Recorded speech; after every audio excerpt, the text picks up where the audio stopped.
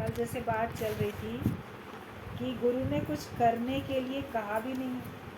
हर एक कोई बोलता है ये करना पड़ेगा, वो करना पड़ेगा। गुरु जी कहते थे कि करना नहीं पड़ेगा, लेकिन तुमको मरना पड़ेगा। मतलब कि अपने को मिटाना पड़ेगा। करने में लगे रहते हो, तो मैं कुछ हूँ तो मैं कुछ करती हूँ या मैं कुछ करता हूँ, तो कहीं अपने को कुछ मान के तभी तो करते हो। तो करने की कुछ ज़रूरत नहीं है, लेकिन अपने को भी नथिंग करने की ज़रूरत है। फिर तुम्हारे द्वारा परमात्मा कराएगा। कराने वाला वही है, वो तुमसे कराएगा। तुम अपने अंदर का कर्तापना हटा दो कि मैं करती हूँ। आज शरीर में शक्ति ना हो तो कैसे कर सकते हो? बीमार पड़ते हो तो नहीं कर पाते काम। हाथों में दर्द है, आप काम नहीं कर पाते। पैरों में दर्द है, आप चल नहीं पाते। सर में दर्द है, कहीं बहुत दर्द है, तो आपसे आंखें भी नहीं खुलेंगी, बिस्तर से भी नहीं उठ पाओगे। लेकिन जब उठ जाते हो, काम करते हो, तो कहते हो मैंने किया। लेकिन आँखों में शक्ति भगवान की है, तभी तो देख पा रहे हैं। कानों में शक्ति भगवान ने दे रखी, तभी तो सुन पा रहे हैं। हाथ पैरों में शक्ति है, तभी तो काम कर पा रहे हैं। तो उस शक्ति को देखो कि वो परमात्मा की दी हुई शक्ति है, उसके द्वारा ही काम हो रहा है। तो हम अकेले अपना अहम क्यों रखते हैं, मैं करता हूँ। और गुरु हमें कुछ करने के लिए नहीं कहता है। करना तो आपसे स्वतः ऑटोमेटिक होता है, लेकिन कर्तापना छोड़ने के लिए मना करता है। और इस राह पे हमें कुछ करना भी नहीं है, अपने अहम को गंवाना है। आप गंवाइए, कहाँ शौक आइए, और कैसी चतुराई। बस अपने को ही मिटाते चलो, फिर आप देखोगे कि आपसे वो सब हो गया। और आपको लगेगा कैसे हो गया, मैं कर भी नहीं सकता था इतना महान कार्य, लेकिन मेरे से हो गया। जब अपने अंदर भगवान को आप प्रकट करते हो, अपने अंदर महसूस करते हो भगवान को, तो आपके द्वारा सब अच्छा कार्य होने लग जाता है। ये ज्ञान हमको कठिन तभी तक लगता है जब तक हम कुछ करने में लगे हुए हैं। बड़ा कठिन है, अभी तो ये करना है, अभी तो बहुत सारा काम करना है, तो उससे दिमाग भारी होने लगता है। इसलिए अपने आप को भारी नहीं बनाओ, अपने आप को बिल्कुल हल्का करके रखो। बस मैं भगवान का, भगवान मेरे, और उसके अलावा मुझे कुछ सोचना नहीं है। तो हम जब तक करने में लगे रहते हैं, तभी तक हमको ज्ञान कठिन भी लगता है। लेकिन जब हम अपने को मिटा देते हैं, तो हमें कुछ भी कठिन नहीं लगता।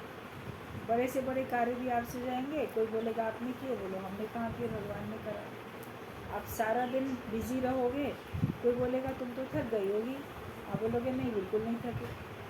कैसे हुआ? क्योंकि हमारे अंदर करने का भाव नहीं, हमारे अंदर में अहम नहीं था, इसलिए हमको फिर थकान नहीं हुई इसमें। तो हम अकर्ता भाव में आ जाएं, यही हमारी समाधि है।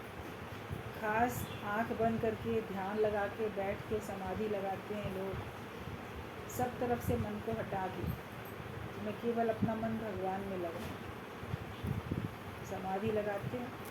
लेकिन जब आपके अंदर कर्तापना नहीं है, तो ये आपकी समाधि लग गई, क्योंकि भगवान ही भगवान है हर जगह पे। आँख बंद करके समाधि लगाने की आपको ज़रूरत ही नहीं पड़ेगी, आँख खोल के भी आपकी समाधि लगी हुई है, आठों पैर समाधि लगी हुई है। तो आप बोलोगे कि कोई ऐसा पल नहीं जब मैं भगवान को भूला हूँ। कोई भी ऐसा पल नहीं है जब मुझे माया याद आती है। तो जो भी कार्य होता है परमात्मा की राह में होता है, और जो भी हम करते हैं परमात्मा के निमित्त करते हैं, इसलिए वो हमारी समाधि हो जाती है। तब हम आनंद में रहते हैं। दुख हमारे अंदर तभी तक है जब तक हमारे अंदर मोह है। मोह के कारण से हमारे अंदर में दुख होता है, अपने को हम दुखी समझते हैं। कहीं ना कहीं किसी न किसी प्रकार से मोह है। अपने सुखों में बंधे हो, सुख से मोह है। आप बोलोगे मेरा ना किसी व्यक्ति से मोह नहीं है, लेकिन अगर आप देखोगे तो आप देखोगे कि आपका अपने सुखों से तो मोह है। सुख चाहिए हमको, दुख नहीं आने चाहिए, तो हम उसमें भी अटक जाते हैं, तो भी अपने को दुखी समझते हैं।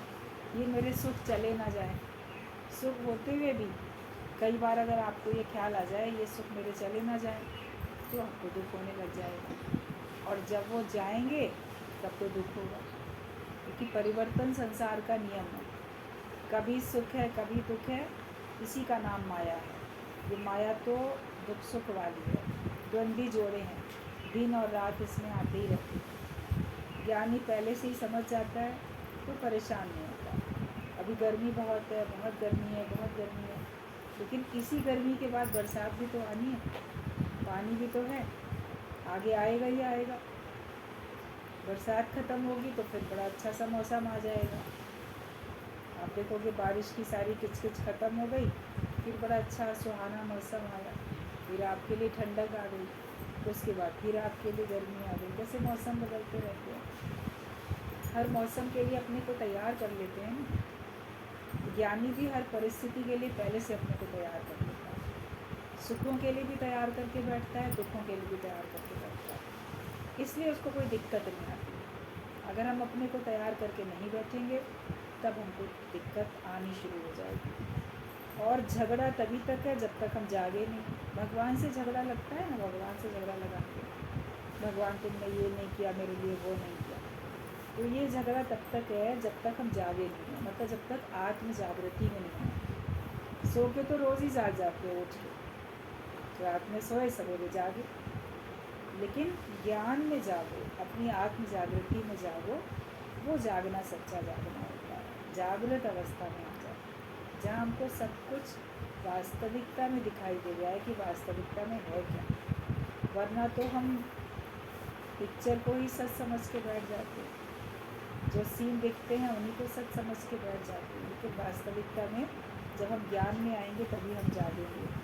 और जागृत भाव जगाने के लिए हमें सत्संग में आके बैठना पड़ता है। बिना सत्संग के विवेक जागृत नहीं होता, और बिना विवेक जागृत हुए हमारा हमेशा के लिए जागृत भाव नहीं आता है। और जब जाग गए आत्म जागृति में, उसके बाद आपको क्या करना है? फिर तो कुछ करना ही नहीं है। ना योग लगाने के लिए मेहनत करनी पड़ेगी, ना समाधि के लिए मेहनत करनी पड़ेगी, क्योंकि समझ गए। एक बार हमको सही समझ मिल जाए, जैसे पहेली को हमने जान लिया, उसको बूझ लिया, उसको समझ लिया, उसके बाद उलझेंगे नहीं। जब समझ गए तो उलझेंगे। समझदार बनो कि ज्ञान को समझो और इस संसार की सच्चाई को समझो।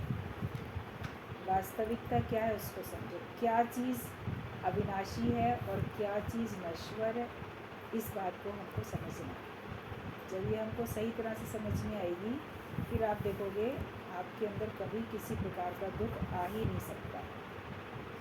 नानक गुरुमुख नाम जपे एक बार।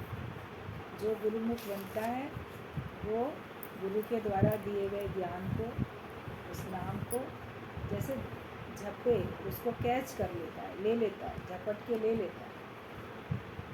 गुरु के वचनों को नीचे नहीं गिराओ। जो गुरु के वचन तुम्हारे लिए आते हैं, गुरु के मुख से निकले, तो आप उसको अपने हृदय में धारण करो, कानों के द्वारा उसको रिसीव करो और अपने हृदय में स्थान दे दो। तब तो आप मुक्त हो पाते हो, प्रसन्न भी रह पाते हो। लेकिन गुरु के वचन आपके लिए कोई आदेश निकला या कोई वचन आपके लिए निकला, उसको आप ऐसे ही गिरा देते हो रास्ते में, अपने कानों से कैच नहीं करते, श्रद्धा भाव से कैच नहीं करते हृदय से, और हृदय में उसको स्थान नहीं देते। तो उसके वचनों को एक भी वचन ऐसा ना हो कि इस पे तो मैं अपनी स्थिति नहीं बनूंगा, ये बात तो मैं गुरु की नहीं मान सकता। हम गुरु की हर बात मान सकते हैं, इतना हमारा गुरु से प्यार हो जाए, इतना गुरु से प्यार बढ़े कि तन मन एक प्राण हो जाए, बस। और गुरु बिन और न कुछ सूझे, गुरु बिन और न कुछ बने। जिसको इतना प्रेम लग जाता है, इतना इश्क लग जाता है, तो उसको फिर संसार सूझता ही नहीं है। उसको केवल भगवान ही भगवान दिखाई देते हैं, जगत दिखता नहीं है, तो वो इस राह में आगे बढ़ जाता है। आपको जगत दिखता है, जैसे गुरु जी की बात अभी चल रही थी कि ये रोकता है, वो रोकता है, अपना मन भी रोकता है और बाहर के भी सब लोग आपको रोकते हैं, घर वाले और आपका मन। लेकिन जब हमारा इश्क होता है, जब हमारा प्रेम बढ़ जाता है, तो हमें कोई दिखता ही नहीं है जो रोक रहा हो। अभी दिख रहा है फलाना है, फलाना हमको रोक रहा है, तो अभी प्रेम की कमी है। अभी इतना प्रेम नहीं हुआ कि तुम्हारा जगत तुमसे भूल जाए, कुछ दिखाई ना दे, अपना लक्ष्य केवल दिखाई दे। अर्जुन को जब तीर चलाना सिखाया जाता था तो उसकी नज़र अपने लक्ष्य पे होती थी। गुरु जो सिखाने वाले थे द्रोणाचार्य, उन्होंने कहा सामने देखो, तुम्हें चिड़िया की आँख की पुतली पे तीर मारना। तो औरों से सबसे पूछा तीर लगाते समय तुम्हें क्या दिखाई दे रहा है? किसी का सामने पेड़ है, उसके ऊपर डाल पे चिड़िया बैठी है और उसकी आँख पे काली पुतली में तीर मारना। ठीक है। दूसरे से किसी और से पूछा, क्योंकि सारे ही भाई थे, कौरव पांडव सब इकट्ठे शिक्षा लेते थे वहाँ पे।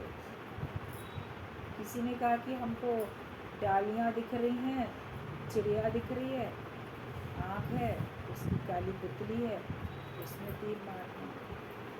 किसी को केवल चिड़िया दिख रही है, चलो डालियाँ भी नहीं दिख रही हैं, चिड़िया दिखती है, मगर उसकी आँख, उसकी काली पुतली।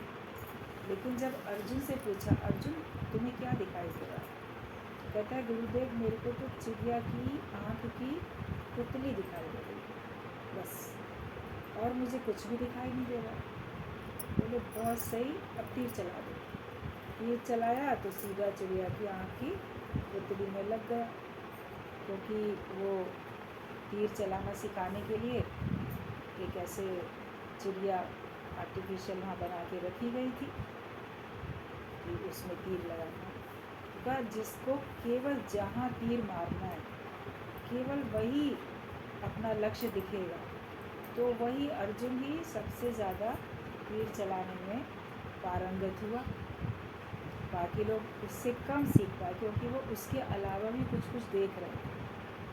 तो हम भी अपने लक्ष्य के अतिरिक्त अगर और सब देखते रहते हैं तो हम एक्सपर्ट नहीं बनते, हम पूर्ण नहीं हो पाते हैं, हम अधूरे रहते हैं। तो ऐसा ना हो रहा हमें, हम रह जाएं अधूरे, हमको और कुछ दिखाई ना दे, सूझे ना, तब फिर आप देखोगे आप अपनी मंजिल को पा चुके हो, आपको मुक्ति का निश्चय हो रहा है, आपके अंदर में आनंद ही आनंद है।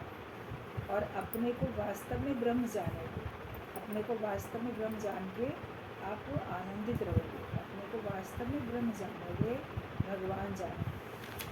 लेकिन अभी तो मैं माँ हूँ, मैं पत्नी हूँ, मैं बहन हूँ, मैं बेटी हूँ, मैं पिता हूँ, मैं भाई हूँ, मैं ये हूँ, मैं वो हूँ, पति हूँ किसी का, किसी की पत्नी, जो भी रिश्ते नाते होते हैं वो सब हमारे अंदर में पक्के हो जाते हैं, जिस वजह से हमको वो सब भी दिखाई देते हैं, भगवान भी दिखाई देता है, मगर वो इतना उलझ जाते हैं बाकी चीज़ों में जो कि हम भगवान तक पहुँच नहीं पाते। स्वार्थ लाभ कर ही सब प्रीति, अपने अपने स्वार्थ से ही सब आपको प्यार करते हैं।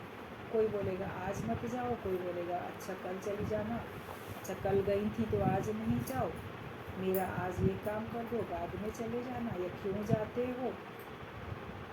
अननेसेसरी लोग दूसरे को अपने बंधन में बांध के रखते हैं, और आपका भी मोह होता है तो आप भी बंधन में बंध ही जाते हो मोह के कारण से। ज़्यादा में ज़्यादा क्या होगा अगर आप लगन लगा लो, लगन सतगुरु से लगा बैठे, जो होगा देखा जाएगा, वो बोलो जो होगा देखा जाएगा, अच्छा होगा तो बुरा होगा तो, ये विश्वास भी तो रखो कुछ बुरा नहीं होगा, और अगर बुरा हो भी जाएगा तो वो होना होगा तभी होगा। बनी बनाई बन रही, अब कुछ बनना नहीं, तो जो होना होगा वही होगा, जिसकी जब मृत्यु आनी होगी तभी आएगी। हम क्यों डरें, हम क्यों परेशान हैं? इस राह में हम कुर्बान हो गए, इस राह में हम शहीद हो गए, ज़्यादा में ज़्यादा हमारी मृत्यु हो जाएगी और क्या है। दूसरे की मृत्यु होनी होगी तो अगर भगवान चाहेंगे तभी तो होगी, भगवान नहीं चाहेंगे तो नहीं होगी। मन डरता है मैं निमित्त ना बन जाऊं किसी की मृत्यु का, मैं निमित्त ना बन जाऊं किसी की परेशानी का, किसी के दुख का कारण मैं निमित्त ना बन जाऊं। तो मैं कौन, फिर मैं देह की है, तब तो दिक्कत हो रही है, मेरा नाम बदनाम हो जाएगा, मुझे दुख मिल जाएगा, ऐसा होगा तो वैसा होगा, ये सब मन सोचता रहता है। लेकिन जो अपने लक्ष्य पे नज़र रखता है वो कुछ सोचता ही नहीं है, उसको कुछ सोचता ही नहीं, उसको केवल अपना लक्ष्य दिखता है, उसके पैर इधर उधर नहीं डगने लगाते। एक बार एक दृष्टांत था कि कहा गया, आप सामने देखो पहाड़ की चोटी है, छोटा सा पहाड़ है, उसकी चोटी, वहाँ तक एक स्पॉट बना दिया गया। बच्चों को कहा गया, लड़कों को, कि वहाँ तक जाना है, लेकिन सबके कदम बिल्कुल सीधे पड़ने चाहिए, एक लाइन में, जैसे एक लाइन में तुम्हारी कदम पड़े। और पहाड़ पे तो बर्फ़ गिरी हुई थी, क्या बर्फ़ में पैरों के निशान बन जाएंगे, पता चल जाएगा तुम्हारी लाइन सीधी है कि नहीं सीधी है। लड़के सब चढ़े तो सबकी लाइन टेढ़ी मेढ़ी हुई थी, एकदम एक सीध में नहीं थी, उस जगह जाके लौट के भी आते थे। एक लड़का चढ़ा तो देखा उसकी पैरों की लाइन बिल्कुल सीधी, वापस आ गया, तो कहा, अरे तुम्हारे पैरों की लाइन बिल्कुल सीधी कैसे आई, तुम्हारे कदमों के निशान एक के पीछे बिल्कुल सीधे गए। तो उसने कहा कि मैंने तो जो आपने जगह, जो पॉइंट जहाँ पे निशानी लगा के रखी थी, मैं उसी को देख रहा था, बस उसको देखते देखते सीधा चलता गया तो मेरे पैर भी सीधे पड़ते गए। और लोग अपने पैरों को देख रहे थे, इधर उधर देख रहे थे कि कहीं सीधा पड़ा कि नहीं पड़ा, तो उनका ध्यान अपने वहाँ से हटता था तो पैर इधर उधर हो जाता था। मतलब मैंने अपने कदमों की तरफ देखा ही नहीं, मैंने अपने लक्ष्य की तरफ देखा, और मैं चला सीधा तो मेरे पैर की लाइन भी सीधी आई। तो वही सिद्धांत है कि हम अपने लक्ष्य को देखें, क्या पाना चाहते हैं, क्या पाने के लिए आए थे सत्संग में, उसी को देखें। तो आपसे कोई काम कभी गलत होगा नहीं, आप सीधे परमात्मा तक पहुंच जाओगे, जिसमें कोई रास्ते में रुकावट नहीं आने वाली है। तो हम केवल गुरु के नाम को कैच कर लें, अपने हृदय में धारण कर लें, तो फिर आप देखो आपका काम बन जाता है। गुरु को यस सर करो तो सब सीख जाओ, जो गुरु कहे बोलो यस सर, यस बस ठीक है। तो कहा जाता है गुरु को तो हाँ करो और बाकी सबको ना कर दो। तो अपने मन को भी ना कर दो, तुम्हारा मन जो कहता है, मन को नो करो और गुरु को यस करो। आपका मन ही तो है जो जगत सच दिखाता है, और जगत की बहुत सारी बातों को सच दिखाता है, इसलिए उसको नो करते जाओ, और गुरु के ज्ञान को, गुरु की बातों को, गुरु की आज्ञा को सर माथे उसको मानते चले जाओ, तो फिर आप सब सीखते चले जाओगे। शुद्ध तो तुम पहले से ही हो, ऊपर से आई मैल हटानी है क्यों। जैसे शुद्ध पवित्र तो हम पहले से हैं। जब दुनिया में बच्चा आता है बड़ा शुद्ध, बड़ा पवित्र होता है, उसके अंदर कोई खोट नहीं होता, लेकिन संसार में आके, यहाँ आके रहते रहते, बैठते बैठते फिर क्या होता है, फिर वो एकदम से धीरे धीरे देखता है कि बड़ा मलिन हो गया, रोज़ रोज़ उसके ऊपर मैल चढ़ती जाती है, विकारों की, कवितापने की, बहुत जैसे उसके अंदर मलिनता आती जाती है। लेकिन उसी को हटाना, जब सत्संग मिलता है तो सत्संग में हम अपने खोट दूर करते हैं, सत्संग में अपने अंदर आई हुई मलिनता को, बुराइयों को, उनको ख़त्म करते हैं। अपने अंदर देखो कि मेरे अंदर कौन कौन सी खराबियाँ हैं। दूसरों की खराबियाँ तो बहुत दिख जाती हैं हर एक को, लेकिन अपने अंदर की खराबी नहीं दिखती, अपने अंदर की कमी नहीं दिखती। तो जब हम अपने अंदर की कमी को देखना शुरू करते हैं तो फिर आप देखो वो दूर करने में लग जाते। गुरु आईना दिखाता है, उस आईने को देखते हैं तो फिर हम अपनी कमी को दूर कर पाते हैं, वरना दिखती नहीं। हर एक को लगता है मैं तो बिल्कुल राइट हूँ, मैं तो बिल्कुल ठीक हूँ। कहीं ना कहीं तो है ना कोई कमी। आपको दूसरे में 10 गलतियाँ दिख रही हैं तो अपने में भी कोई एक तो है गलती, तो जो हमारे में एक है उसको हम दूर कर लें। आप बोलो दूसरा में 10 गलतियाँ हैं उसकी दूर नहीं करता है तो मैं क्यों करूँ, वो नहीं करता तो वो ख़राब रहेगा बन के। हमको दूर करना है, हम पूर्ण हो जाएंगे, हम पूरे शुद्ध बन जाएंगे। दूसरे से कोई हमको तुलना थोड़ी करनी है। पे तो अपनी तुलना भगवान से करनी है, अपना कंपैरिजन केवल भगवान से करना है। भगवान के अंदर कोई खोट नहीं होता, तो भगवान के भक्त के अंदर भी कोई खोट नहीं होता। हरि का भक्त हरि जैसा ही होता है, उससे डिफरेंट नहीं होता, अलग नहीं होता, क्योंकि वो उसका रूप होता है। तो हम बस ऊपर से अपनी मैल जो हटानी है, उसमें देखो पुरुषार्थ करते चले जाएं, फिर तो यू आर ऑलरेडी गॉड। फिर तो तुम पहले से ही भगवान हो। भगवान का बच्चा भगवान है। अभी गाय का बच्चा गाय कहलाएगा, कुत्ते का बच्चा कुत्ता कहलाएगा, बंदर का बच्चा बंदर कहलाएगा, तो भगवान का बच्चा भी तो भगवान कहलाएगा। हम कहते तो हैं कि हम भगवान की संतान हैं, हम भगवान के बच्चे हैं, तो भगवान का बच्चा तो भगवान ही कहलाएगा। भगवान वाले लक्षण हैं हमारे अंदर, लेकिन हमने उनको भुला दिया। गुरु याद दिलाता है अपना ज्ञान देके, तो वही लक्षण हमारे को प्रकट हो जाते हैं, फिर आप भगवान के जैसे ही बन जाते हो। तो ज्ञान आने में देर नहीं है, ये निश्चय करने में कोई देर नहीं है। हम इस निश्चयात्मक बुद्धि में रहें, आप देखो बड़ी जल्दी ही आपको सही बात समझ में आ जाएगी। वर्षों नहीं लगते हैं, पूर्ण ज्ञानी बनने में वर्षों नहीं लगते, या निश्चय करने में वर्षों नहीं लगते। ये है कि उस निश्चय में टिके रहने के लिए सारा जीवन आपको सावधानी रखनी पड़ती है। समझ तो मिल जाती है, पहले ही दिन समझ मिल जाती है, बुद्धि में ज्ञान चला जाता है, लेकिन उसको हमें संभाल के रखना है। जैसे कोई आपको हीरा मिल गया, तो उस हीरे को आपको संभाल के रखना है, वो गुम ना होने पाए, कोई उसकी चोरी ना करने पाए। तो अपने निश्चय को बनाए रखने के लिए आपको मेहनत करनी पड़ती है। वो मेहनत जब अच्छी तरह से आप एक बार कर लेते हो, फिर आप देखते हो आपको इतना अभ्यास हो चुका होता है कि अब फिर आप वापस गिरते नहीं। लेकिन उसके बावजूद भी अंत तक सावधानी गुरु ने कहा कि अंत तक सावधानी रखो। बहुत एक्सपर्ट आप ड्राइविंग कर लेते हो गए बड़े एक्सपर्ट ड्राइवर बन जाते। शुरू में तो बहुत देखना पड़ता है ना, हर चीज़ चारों तरफ से देखनी पड़ती है। फिर आप जो हो बातें करते करते भी गाड़ी चला लेते हो, खाना खाते खाते भी गाड़ी चला लेते हो, एक हाथ से भी चला लेते हो, कभी दोनों हाथ छोड़ के भी आप गाड़ी चला लेते हो, बड़े एक्सपर्ट बन जाते हो। उसके बावजूद भी तो अंत तक सावधानी रखनी पड़ती है, वरना बहुत एक्सपर्ट ड्राइवर से भी एक्सीडेंट हो जाता है। जो लर्निंग वाले होते हैं उनसे नहीं होता एक्सीडेंट, और जो परमानेंट हो गए थे एक्सपर्ट थे उनसे हो जाते हैं बड़े बड़े भारी भारी एक्सीडेंट। क्यों होगा?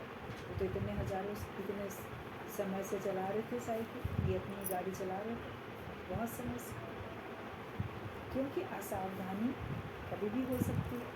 मन में गुमान आता है मैं तो बहुत बढ़िया चलाता हूँ, मेरे से टक्कर थोड़ी होगी, मैं तो ना इन दो गाड़ियों के बीच में से इतनी तेज़ी से निकाल लूँगा, मैं ऐसे कर लूँगा। अपने पे ओवर कॉन्फिडेंस हो जाता है और असावधानी हो जाती है।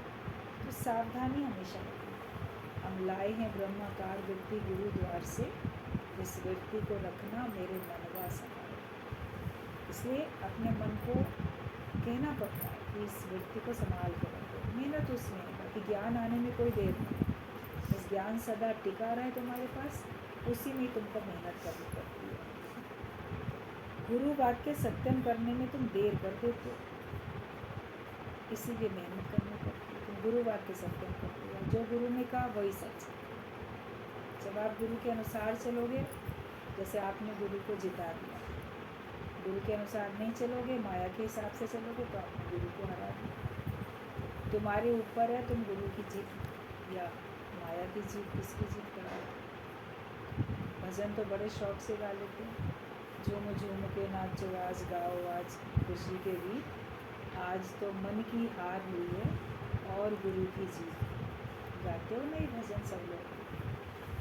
तो क्या सचमुच में ये स्थिति में, ऐसी स्थिति में हो तुम कि मन की हार हुई और मैंने गुरु की जीत कर ली? मतलब जो गुरु ने कहा वो मैंने मान लिया, जो मेरे मन ने कहा वो मैंने इनकार कर दिया, तब तो गुरु की जीत हुई। और मन की मानते रहोगे तो मन ही की तो जीत हो रही है, गुरु को इनकार करते जाते। तो फिर उसकी तो हार है। अब आपके ऊपर है, आप अपने गुरु को हराते हो कि अपने गुरु को जिता देते हो। ज्ञान के हिसाब से चलो तो आप भी जीतोगे माया से, मन से, और गुरु का भी आपके द्वारा नाम रोशन होगा, उसके ज्ञान का भी सब तरफ चारों तरफ विस्तार होगा। लोग समझेंगे कि हाँ ये ज्ञान अच्छा है, कि जो सुनते हैं लोग वो अपना जीवन कितना अच्छा बना लेते हैं। तो गुरु वाक्य सत्यम करने में तुम देर कर देते हो, उसमें देर नहीं करो। जगत का सपना ही है, जो भी तुम देखते हो वो सब सपना ही है, और जो देख लिया अभी तक वो भी सपना ही देखा था। जो भी तुम्हारा पास्ट था समझो कि वो सपना ही था, देख चुके। अब सपना देख चुके, सपने में कितनी देर तक देखने के बाद उलझेंगे, देखने के बाद कब तक उसको याद करेंगे। एक आध बार याद करके आप उसको छोड़ देते हो। बचपन से आज तक पता नहीं कितने सपने देखे, सारे सपने याद हैं क्या? उस समय देखे होंगे, सवेरे उठ के किसी को सुनाया भी होगा, मुझे ये सपना दिखा, थोड़ी देर बाद खत्म। लेकिन संसार की बातों को सपना नहीं समझते, उनको 24 घंटे याद करते रहते, तो उसको भी सपने समझ के भूल जाओ, क्योंकि वो सब सत्य नहीं है। क्या देखें जगत को, क्या जगत के लोगों को देखें, कौन सा दृश्य देखें, कौन से शब्द सुनें, हमें उस दृश्य को जो बनाने वाला है सृजनहार, उसको देखना। शब्दों से ऊपर उठ के अशब्दी ब्रह्म पद में आ जाए। कहीं पे कोई शब्द है ही नहीं, एकदम शून्य में स्थिति हो गई है, जहाँ पे कोई शब्द नहीं। मेरी इतनी उपरामता हो गई है कि जहाँ कोई शब्द भी नहीं पहुँच सकता। मन वाणी बुद्धि नहीं जानत, वेद कहत सब विचार, भगवान के लिए बोला जाता है। वहाँ तक पहुँच जाओ परमात्मा को प्राप्त करते करते, तो तुम्हें ना कोई शब्द लगेगा और ना कोई दृश्य तुमको दुखी कर पाएगा। बस बोलो श्याम मेरा, मैं श्याम की हुई, फिर क्या करेगा कोई। ऐसे मगन हो जाओ प्रेम में कि भगवान मेरा है और मैं भगवान का। उसके बाद अब कोई मेरा क्या करेगा, ज़्यादा में ज़्यादा क्या करेगा। सभी लोग जैसे विपरीत परिस्थिति से भयभीत होते हैं, सब एडजस्ट करके अनुकूलता में आना चाहते हैं। गुरुजी कहते थे तुम्हारे घर में गरम सीन चलती है, गरम पिक्चर चलती है, मान लो सत्संग की राह में आप आगे बढ़ते हो, उसमें कोई आपको विघ्न डालता है, तो भले 4 दिन डालेगा, उसके बाद वो फिर धीरज में आएगा, क्योंकि सच तो उसको भी समझ में आएगा ना। तो उससे हम घबरा जाते हैं।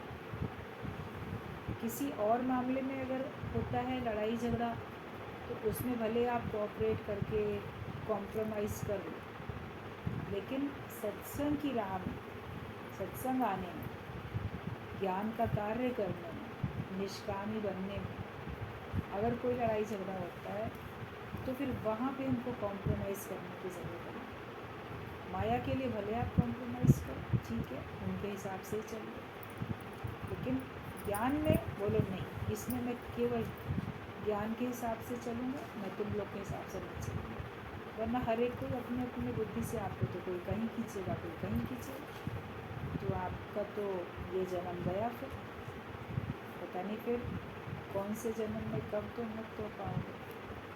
पुरुषार्थ तुम्हारा देव है, पुरुषार्थ हमको करना है। बस श्याम मेरा, मैं श्याम की हूँ, फिर क्या करेगा, ज़्यादा में ज़्यादा क्या करेगा। तो देखोगे कोई कुछ नहीं करता। जब आपके अंदर दृढ़ता है तो आपको अपने लक्ष्य तक पहुँचने में कोई कितना भी जोर लगाए, विघ्न डाले, लेकिन कोई आपको रोक नहीं पाएगा। आप इसी जन्म में प्रभु को पा सकोगे, इसी जन्म में मुक्त हो सकोगे, जीवन मुक्ति का आप आनंद ले सकोगे।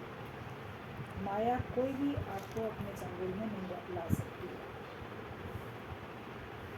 तुम्हें जगत दिखेगा ही नहीं। अगर भगवान के बन जाते हो तो फिर जगत कैसे दिखता है। प्रभु के रंग में रंग गए तो अब कोई कठिनाई बची नहीं। जो भगवान के रंग में रंग गया उसको अब कोई कठिनाई बची नहीं। अगर आप माया के रंग में रंगे हुए हो तो कठिनाई है, जगत वालों के रंग में रंगे हो तो कठिनाई। जगत के रंग क्या देखें, मन में बोला जगत के रंग क्या देखें, उनकी दुनिया रंग बिरंगी है, कभी कैसा रंग दिखाती, कभी कैसा रंग दिखाती। तो बस हमको तो एक भगवान तेरा दीदार काफ़ी है, संसार के रंग क्या देखें। हम तो भगवान के रंग में रंगे हुए हैं, और माया के रंग को हम क्या जानें, हमें उस रंग से कोई मतलब ही नहीं है। तो फिर हमें कोई कठिनाई नहीं है अगर हम प्रभु के प्रेम के रंग में रंग जाते हैं। पहले प्रभु के प्रेम के रंग में रंगो, तो फिर अगर कोई कठिनाई आए तो बताओ, पूछो, उस कठिनाई को दूर करने के लिए गुरु आपको युक्ति भी बताएगा। अपने अंदर सात्विक प्रवृत्ति बढ़ाओ। राक्षसी आसुरी प्रवृत्तियाँ होती हैं, और आसुरी प्रवृत्ति रख के फिर आप ज्ञान पाना चाहो, मुक्ति पाना चाहो, आनंद पाना चाहो तो नहीं मिलेगा, और अगर मिलेगा भी तो आप उसका लाभ नहीं उठा सकते। जैसे कितने सारे आपके पास एग्जाम्पल हैं कि कितने सारे असुर जो थे, राक्षस थे, उन्होंने बड़ी कठिन कठिन तपस्याएं की, तपस्याएं करके भगवान से वरदान भी मांग लिए, लेकिन उन वरदान पाने का उनको कोई खास लाभ थोड़ी मिला। वरदान तो मिल गया, लेकिन फिर भी आखिरकार वो वरदान उनके काम नहीं आया और उनको नष्ट होना पड़ा, क्योंकि वो दुरुपयोग करते हैं। तो हमारे अंदर अगर आसुरी प्रवृत्तियाँ होती हैं और फिर हम ज्ञान सुनते हैं, तो ज्ञान का हम दुरुपयोग करने लगते हैं, तो इस ज्ञान सुनने का हमें फ़ायदा नहीं होता। हमें ज्ञान सुन के आनंद प्राप्त नहीं होता। अगर सात्विक प्रवृत्ति है, हम सत्वगुणी स्वभाव के, तभी हमको ज्ञान सुन के आनंद आता है, और तब हम इसका सदुपयोग भी कर पाते हैं। एक नुकसान पड़ने से आप सारा अपना खजाना तो नहीं छोड़ते। अगर महल में एक मच्छर आ जाए तो क्या राजा महल को छोड़ देगा? कोई राजा है, उसके महल में मान लो एक मक्खी घुस आई, एक मच्छर आ गया, तो बोलेगा अरे मेरा इतना सुंदर महल, इसमें ये एक मक्खी या मच्छर क्यों आया, चलो मैं तो ये महल छोड़ देती हूँ। तो ऐसा थोड़ी राजा करेगा, उस मक्खी मच्छर को हटाएगा, अपना महल थोड़ी छोड़ देगा। तो ऐसे ही तुम्हें सुंदर शरीर मिला है, एक दुख के कारण क्या तुम ये छोड़ दोगे? किसी के जीवन में एक दुख आता है, एक दुख के कारण जाके सुसाइड कर लेते हैं, इतना सुंदर शरीर अपना बर्बाद कर देते हैं, एकदम महल की तरीके से मिला। पशु पक्षियों के शरीर देखो और अपने शरीर देखो, कीड़े मकोड़े कितने छोटे छोटे, कैसे रेंगते हुए प्राणी होते हैं, कोई जिसके हाथ पैर ही नहीं है, वो रेंग रेंग के चल रहा है। किसी के पक्षी हैं, पर हैं, उनके पास उड़ रहे हैं, लेकिन फिर भी उनके शरीर और तुम्हारा शरीर, पशुओं का कितना भी बलिष्ठ शरीर हो, शेर हो, हाथी हो, कुछ भी हो, मगर उन सब के मुकाबले में श्रेष्ठ तो मनुष्य शरीर है ना। तो यही महल की तरीके से इस मानव तन रूपी महल में हम हैं, लेकिन एक दुख के पड़ने से हम अपना शरीर नष्ट कर देते हैं। जानवर अच्छे, पशु पक्षी अच्छे, वो एक दुख के पड़ने पे उसका मुकाबला करते हैं ना। कोई जानवर देखा है सुसाइड करता हुआ जाके, ये मेरे ऊपर आई परेशानी, लाओ में जाके मर जाऊँ। आती है परेशानी, मुकाबला करता है शत्रु से अपना बचाव करने के लिए, अगर नहीं कर पाता अपना बचाव करने के लिए छिपता है, भागता है, मगर वो अपना शरीर, अपना जीवन स्वयं नष्ट थोड़ी कर लेता है। मगर मनुष्य इतना विवेकहीन हो जाता है कि वो दुख को सहन नहीं कर पाता, और उसको लगता है अब तो मेरे लिए कोई रास्ता बचा ही नहीं, क्योंकि भगवान की शरण में गया ही नहीं। भगवान की शरण में जाए तो उसको लगे सारे रास्ते बंद हैं संसार के, एक प्रभु का रास्ता तो खुला हुआ, एक सत्संग का रास्ता, एक ज्ञान का रास्ता तो खुला है मेरे लिए, और उस रास्ते पे चलेंगे तो देखेंगे बाकी भी हमारे बहुत सारी राहें और नई नई खुल जाती हैं। अपने एक दुख के कारण से अपने शरीर को खराब नहीं करते, कभी गलत चिंताएं करके बीमार कर लेते हैं, और कभी उसको समाप्त करने की सोचते रहते हैं। तो अपने ऊपर ये कृपा करनी चाहिए कि हम अपने मनुष्य शरीर को कभी भी नष्ट करने का सोचें ही नहीं। बोले नहीं, मेरे पास हौसला है, हिम्मत है, मैं कर सकता हूँ, मैं सबका मुकाबला कर सकता हूँ, अभी भी मैं मुकाबला कर सकता हूँ किसी भी उम्र में। कभी ओल्ड एज में दुख आते हैं तो लोग परेशान होते हैं, कहते हैं अब तो कुछ बचा नहीं, तन में शक्ति नहीं बची, मन में शक्ति नहीं बची, धन भी सब चला गया, सबने ले लिया, अब है क्या? नहीं है कुछ, तुम हो और तुम्हारे साथ परमात्मा, गुरु का ज्ञान है, उससे आप सपोर्ट लेके आप कैसी भी परिस्थिति का मुकाबला कर सकते हैं। कहते नर हो न निराश करो मन, मनुष्य हो, नर हो तो निराश तो कभी करो ही नहीं अपने आप। हमेशा आशावादी बन के जिए, निराशा अपने जीवन में आने ही मत दो। मन बार बार लाएगा नेगेटिव थॉट, निराशा वाले ख्याल मन लाएगा, लेकिन वो ख्याल हटाते जाओ। मेरे गुरु ने मना किया है ऐसे ख्याल करने के लिए। मैं तो गुरु वाक्य सत्यम करूँगा, मैं मन का वाक्य सत्यम नहीं करूँगा। मन ही तो तुमको निराशा वाले ख्याल दिखाए, मन को हाँ क्यों करते हो? अगर गुरु के भक्त हो, उसके साथ थोड़ा सा भी प्रेम है, तो हमें गुरु की बात मानिए, हमको आशावादी होके हमेशा रहना है। दुख के कारण तुम अपना नुकसान नहीं करो। भक्ति में जब लीन हो जाओगे तो फिर कह भी नहीं सकोगे कि मुझको दुख मिला है। जो प्रेम में और भक्ति में लीन हो जाता है वो कभी कह नहीं सकता कि मुझे दुख मिला है।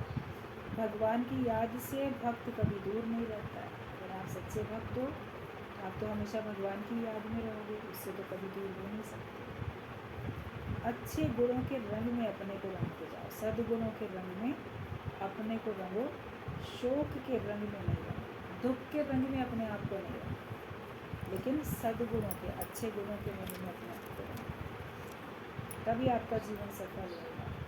सबके लिए ज्ञान ज़रूरी है, पर लोगों को ज्ञान की कदर नहीं है। अगर हमें कदर है तो हम ज्ञान को अपने जीवन में उतार लें।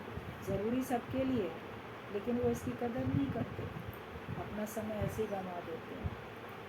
तुम भगवान की पूजा करके भी पता नहीं क्या क्या मांग लेते हो, लेकिन तुम्हें एक ब्रह्म ज्ञानी है जो आप समान बनाता है। वो तुम्हें बताता है कि तुम्हें क्या मांगना चाहिए। हमें मांगना भी नहीं आता, वो हमको, गुरु हमको जो है ब्रह्म ज्ञानी है, तो वो हमको ब्रह्म ज्ञानी ही बना देता है। फिर हमें किसी चीज़ के अंदर से आवश्यकता ही नहीं रहती है जो मांगे। जब तक जीव हो तब तक मांगे, ये चाहिए वो चाहिए, लेकिन जब तुम ब्रह्म हो गए, ब्रह्म ज्ञानी हो गए, ब्रह्माकार व्यक्ति में टिक गए, उसके बाद तुमको लगेगा मुझे अब ज़रूरत ही नहीं है, मैं क्या मांगूँ, मुझे कुछ मांगने की ज़रूरत नहीं है। अपना आत्मनिश्चय पक्का करो। माया में तो सबका प्रारब्ध अलग अलग है, चाहे एक ही माता पिता की संतान हो, भाग्य उनका अलग अलग होता है। कोई बच्चा बड़ा अमीर होता है, कोई गरीब होता है, कोई कैसा कोई कैसा।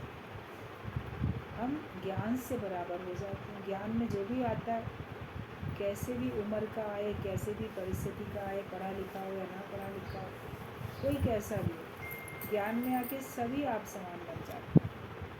जब हम गुरु की संतान बनते हैं, भगवान की संतान बनते हैं, तो सभी भगवान के जैसे हो जाते हैं।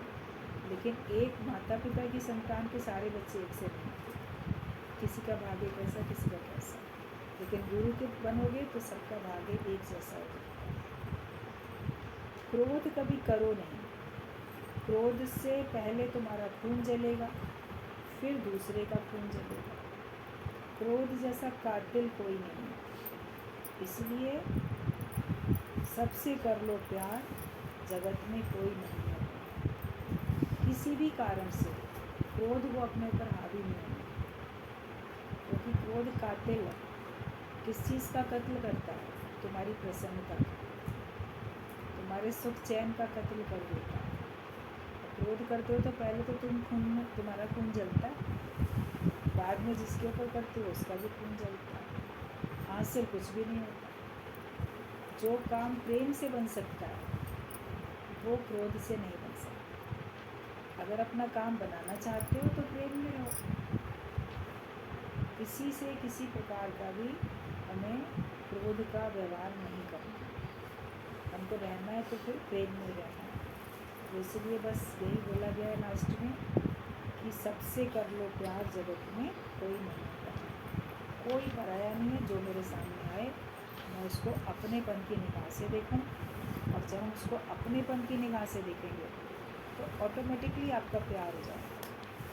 जिसको कहते हैं ना ये मेरा बड़ा अपना है, उसके लिए बड़े सॉफ्ट कॉर्नर्स होते हैं, उसके लिए बड़ा प्रेम होता है। अरे ये तो पराए हैं, तो उनके लिए भाव नहीं होता, शुष्कता आ जाती है, और कहीं स्वार्थ पूरा नहीं होता तो क्रोध भी आता है।